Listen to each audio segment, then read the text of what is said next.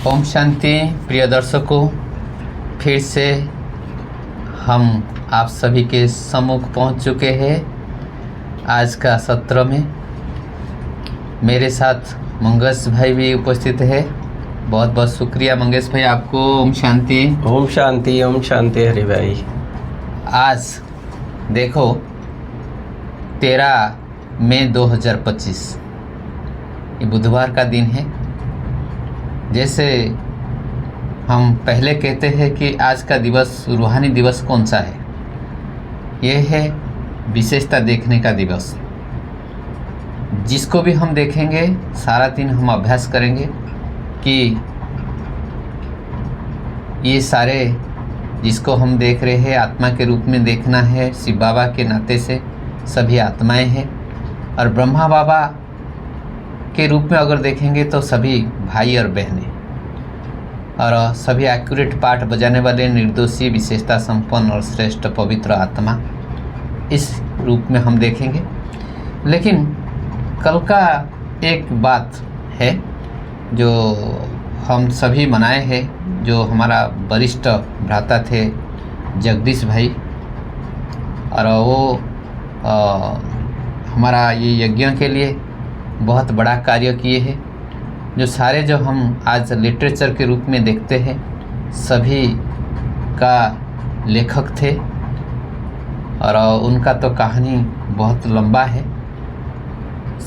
25तम ये स्मृति दिवस था।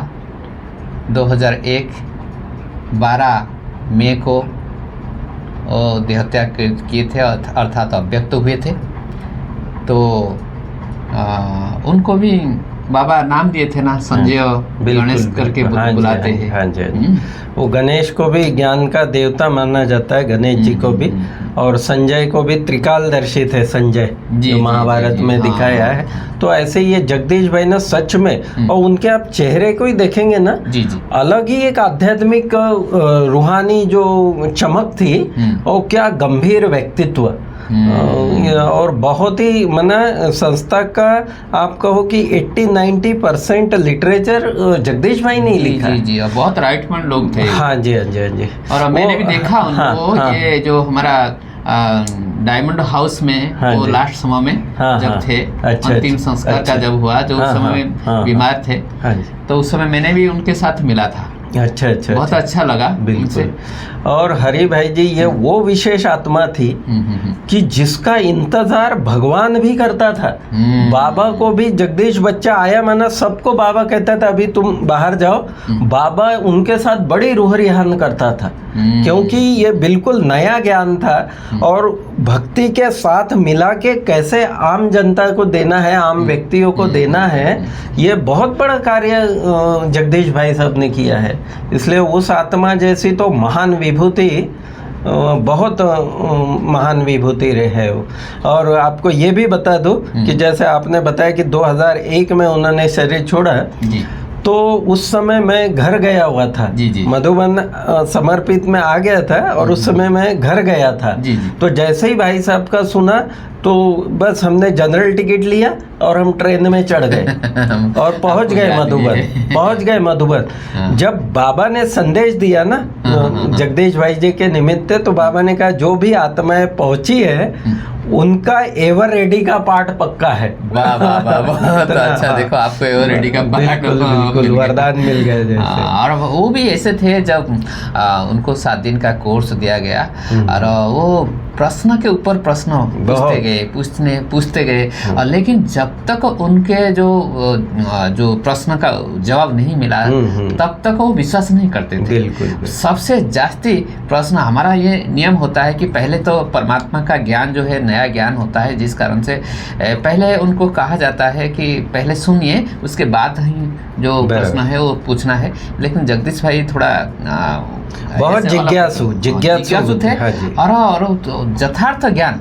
जो साइंटिफिक के हिसाब से अगर हम वो नहीं समझ पाए थे, तब तक वो इसको स्वीकार भी नहीं किए थे। जब स्वीकार किए, वो प्रोफेसर थे, उसके बाद प्रोफेसर का कार्य भी वो उसको छोड़ दिए और यज्ञ के लिए समर्पित हो गए थे। बहुत बड़ा स्पीकर भी थे, जहाँ भी कोई भी स्टेज हो, किसी को लीडर के हिसाब से, और इतना ज्ञान था उनको।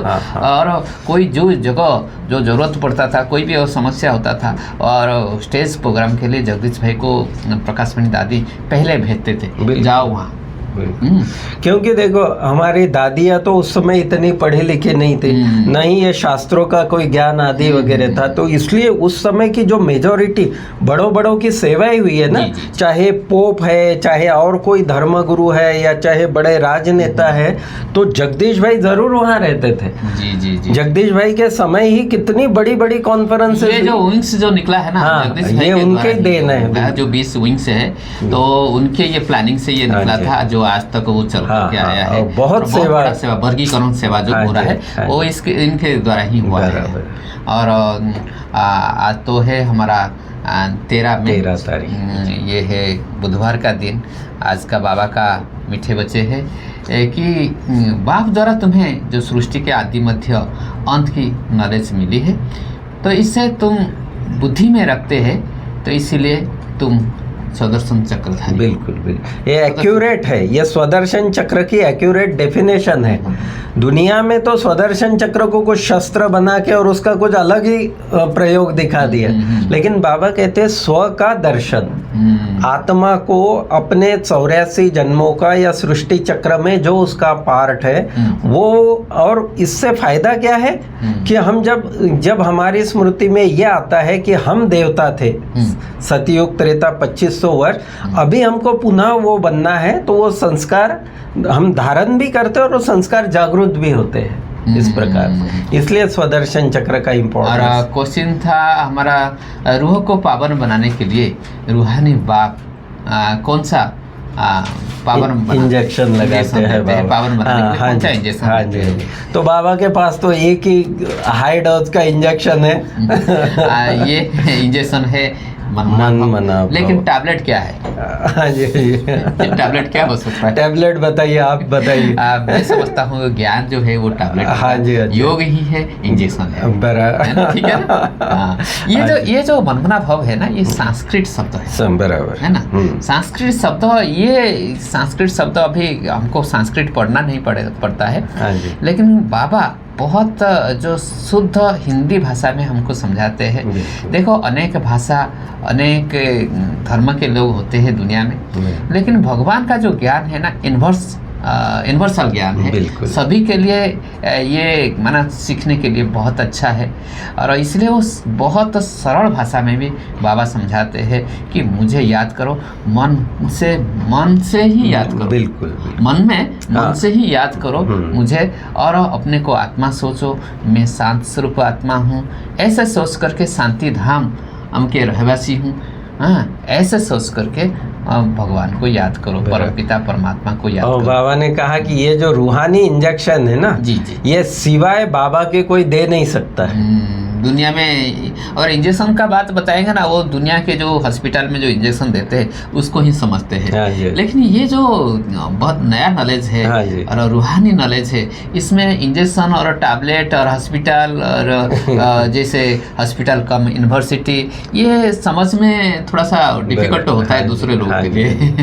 नहीं, बस बाबा का कहने का भाव ये है कि जैसे वो इंजेक्शन लगाने से शरीर में तुरंत ताकत आती है, एनर्जी आती है। हाँ, टैबलेट थोड़ा टाइम लेती है, तो इसलिए मन मना भाव माना, मन से या अपने को आत्मा समझ बाप को याद करने से आत्मा में ऑटोमेटिक शक्ति आ जाती है। फिर बाबा कहता है, बच्चे मुझे याद करो, याद से ही आत्मा पावन बनेगी, इसमें संस्कृत आदि पढ़ने की भी ज़रूरत नहीं है। ये भी बाबा, क्योंकि देखा बाबा पहले तो बाबा के ज्ञान में कितनी साधारण सिंपल माताएं जो अनपढ़ है, मतलब गाँव में तो उतनी पढ़ाई नहीं थी, और संस्कृत तो सबसे टफ लैंग्वेज मानी जाती है। हाँ, तो इसलिए बाबा कहता है कि मैं जो ज्ञान सुनाता हूँ ना, वो साधारण से साधारण आत्माओं के भी समझ में आए। पहले गुरुकुल आश्रम में जो जाते थे, जो पढ़ाई करते थे ना, उस समय संस्कृत का जो श्लोक था उसको सब सिखाया जाता था, और कंठस्थ करते थे। गीता भी कंठस्थ करते थे। बिल्कुल बिल्कुल। नहीं, वो तो बहुत लैंग्वेज बहुत अच्छी है, लेकिन मतलब उसके काफी, उसका जो व्याकरण है और उसकी जो पद्धति है ना, काफी जैसे कॉम्प्लिकेटेड सी है। बाकी अच्छा, तो मंगेश भाई, बाबा कहते हैं सतयुग में ये सारे जो संस्कृत की अन्य जो भाषा, अन्य कोई भाषा तो नहीं होगा, और एक धर्म होगा, एक भाषा होंगे। तो जो भाषा सतयुग में चलेगा, कौन सा भाषा चलेगा और वो कैसे है? बिल्कुल, उसका बाबा ने बताया है कि वहाँ जो एक ही भाषा होगी और उसका नाम है देवनागरी भाषा। माना देवताओं की जो लैंग्वेज है, उसको कहा जाता है देवनागरी भाषा। और उसकी विशेषता ये थी हरि भाई जी, कि उस लैंग्वेज में एक शब्द का एक ही अर्थ था। जैसे बाबा ने एग्जाम्पल कुछ बताए हैं, अब ज्यादा मुझे एक याद आ रहा है, केश चिलकारी। अच्छा, जैसे वो कंघी होती है ना बाल बनाने की, तो उसको केश चिलकार, क्योंकि ये सारी बहुत सारी बातें बाबा ने संदेशियों के द्वारा बताई है। जी जी। हाँ, तो इस प्रकार से माना एकदम स्पष्ट शुद्ध भाषा, और दूसरा अर्थ नहीं निकलेगा, उस शब्द का स्पष्ट मीनिंग वही रहेगा। अच्छा अच्छा। हाँ जी। तो फिर आज जो धारणा के लिए मुख्य सार के ओर से चलते हैं, तो बाबा कहते हैं कि बाप से ज्ञान अमृत मिलता है, तो उस अमृत को पीना और पिलाना है।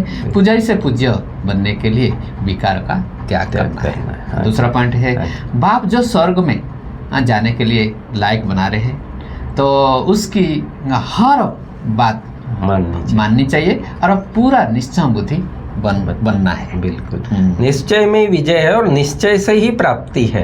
इसलिए बाबा पर निश्चय होना बहुत बहुत, बाबा के ज्ञान पर निश्चय होना, जो जितना निश्चय बुद्धि है ना, वो उतना ही विजयी है माया पर। जी जी। और वरदान बाबा ने कहा, इसके बीच में पहले एक बात बता दूं, बाबा ने कहा मुरली में कि ये ज्ञान जो है ना, ये आत्मा के लिए ज्ञान है। बाबा ने कहा यहाँ कोई मराठी या गुजराती या और कोई इस प्रकार का लैंग्वेज का या जाति पाति का कोई ये नहीं है। जी जी। ये ज्ञान स्पष्ट रूप से आत्मा के लिए है। आत्मा माना तो हम सभी आत्माएं हैं, सभी आत्माएं, सभी धर्म, नॉलेज है सभी के लिए।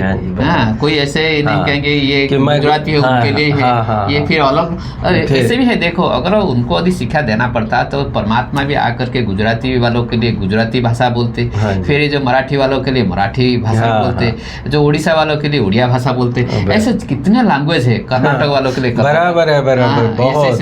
तो उसको ज्ञान सुनाना मुश्किल है। तो इसलिए सीधा जो हमारा जो नेशनल जो लैंग्वेज है, जो हिंदी लैंग्वेज है, हिंदी लैंग्वेज में बाबा आकर के बताते हैं। अगर जैसे विदेशी लोग आते हैं, कोई जो भी भाषा के है, कि हमारा जो इंडिया में जो भी भाषी वाले हैं, उनके लिए फिर ट्रांसलेशन किया जाता है, ताकि वो लोग फिर समझ जाए। क्योंकि भगवान को इतना भाषा सीखना भी जरूरत नहीं है, एक ही भाषा जो यूनिवर्सल भाषा है उसको ही बता देते हैं, और सभी उसको लेकर के फिर अपना चिंतन मंथन करो, घोटो और उसको फिर जो कुछ करना है करो, है ना। तो वरदान में बाबा ने कहा कि अनुभव की विल पावर द्वारा माया की पावर का सामना करने वाले अनुभवी मूर्त भव। जी जी जी। कौन सी सबसे बड़ी विल पावर? बाबा ने कहा अनुभव की, जो पिछले संडे की अव्यक्त वाणी रही कि बाबा ने कहा अनुभवी, हाँ जी, अनुभव स्वरूप, चारों ही सब्जेक्ट के समान के अनुभवी स्वरूप बाबा ने बोला।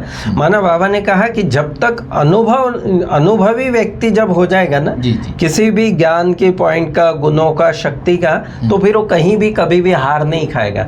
तो इसमें बाबा ने कहा सबसे पावरफुल स्टेज है अपना अनुभव। ये भी विशेष बात सोचने की है कि बाबा ने कहा अपना अनुभव, मैंने खुद क्या अनुभव किया। दूसरे के अनुभव वाला इतना, चलो हम एक बार उसको भूल भी जाएंगे, लेकिन जो स्वयं अनुभव किया है ना किसी चीज को, तो वो कभी नहीं भूलेगा व्यक्ति।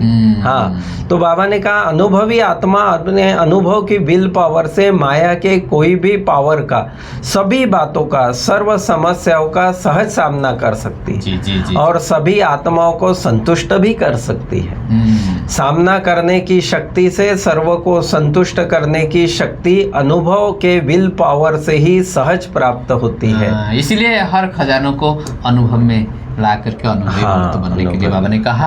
और स्लोगन में बाबा ने कहा कि एक दो को देखने के बजाय स्वयं को देखो और परिवर्तन करो। बिल्कुल। हम क्या करते हैं, एक दूसरे को देखते रहते हैं। हाँ, वो फलाना किया है, ऐसे किया, ऐसे किया है। बाबा ने कहा स्वयं को देखने के लिए तो ये करो, स्व परिवर्तन करने के लिए कोशिश करो। और फिर अव्यक्त इशारे की तरफ से जाएंगे, सदा अचल अड़ल एक स्थिति का जो अनुभव करो, है ना। तो आप बताइए थोड़ा सा। इसमें बाबा ने कहा कि अपने आप को चेक करो कि हर शक्ति का, हर प्राप्ति का, हर गुण का अनुभव है। ये वरदान के जैसा ही ये आज अव्यक्त इशारा आ गया कि बाबा ने कहा कि अपने को चेक करो कि हर शक्ति का, हर प्राप्ति का, हर गुण का अनुभव है। अगर अनुभव की अथॉरिटी है तो कोई भी परिस्थिति अनुभव की अथॉरिटी के आगे कुछ भी प्रभाव डाल नहीं सकती। बाबा ने कहा अनुभवी मूर्त कभी भी किसी भी परिस्थिति में अचल अड़ल रहते हैं और हलचल में भी नहीं आते हैं। हाँ जी। क्योंकि सबसे बड़ी अथॉरिटी है अनुभव। बराबर। तो आह्वान करो जिस समय जिस शक्ति को उस सेकंड में वो सहयोगी बन जाएगी। हाँ, तो ऐसे ही आज का मुरली था। तो आज और तो कुछ है नहीं। हाँ जी, हाँ जी। तो समाप्त करें। बिल्कुल। हाँ दर्शकों, आज का कार्यक्रम को यहीं समाप्त करने के पहले आप सभी को हम एक बात कहते कि आप सभी हमको जो कमेंट करते हैं, हम सभी खुशी है, हम खुशी का अनुभव कर रहे हैं। तो ऐसे आप सभी हमारे साथ शामिल होकर के हमारा कार्यक्रम को देखते रहिए और अपना मंतव्य प्रदान करते रहिए। तो इजाज़त दीजिए आज का कार्यक्रम को यही समाप्त करने के लिए। अच्छा, ओम शांति। ओम शांति। मंगेश भाई, आपको भी ओम शांति।